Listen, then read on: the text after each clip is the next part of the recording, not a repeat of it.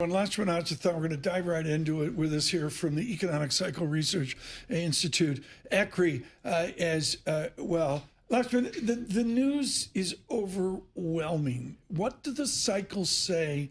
The underlying cycles and the long curves, the stability that they signal, what do they say under this titanic news flow?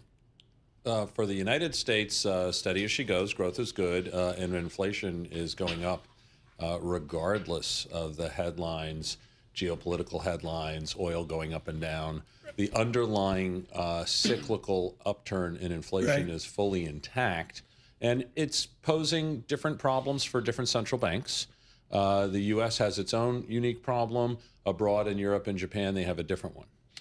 Michael McKee out with a terse note, making clear this PPI statistic, Paul, goes beyond hydrocarbons. Okay, all right. So let's go there, Lakshman. Yeah. How do you characterize this inflation we're seeing here?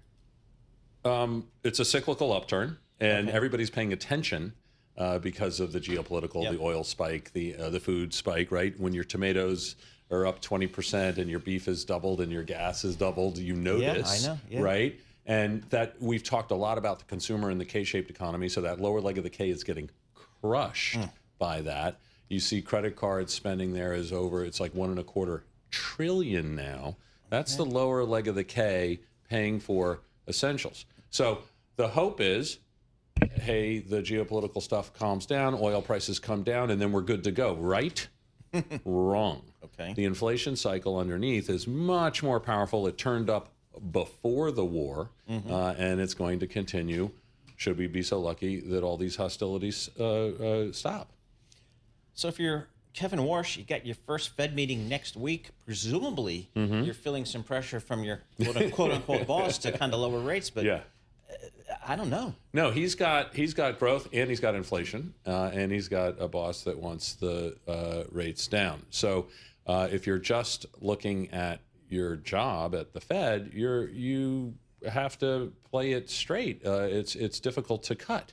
If you cut into an inflation cycle upturn, now you look a little bit more like Burns back in the 70s. I'm testing you guys. On the other hand, if the future inflation gauge, the forward-looking data, if that were to turn down, then he'd get a freebie. Okay. But he doesn't have that today. Nope. But on a theory basis here of traditional economics versus what Jeffrey Moore invented, looking at the cycles of the business community, they both have an end result, which is any central bank is after the fact, is ex post. Do you expect Warsh to get out front of the debate? Well, it can be done. I've seen it done. I saw it done in the 90s, so I know it's possible.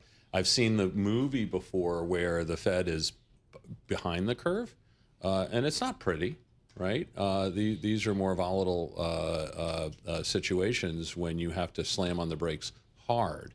Right now, you see a prologue of that with Europe and Japan, where growth is already slowing. They've got inflation going up, and they're being forced to hike. You don't want to do that. Here, we've got growth stronger and inflation going up. It's easier, actually, to stay the course and not cut. And this economy here in the U.S., I mean, I'm looking at the earnings have never been better. I mean, the economy's still...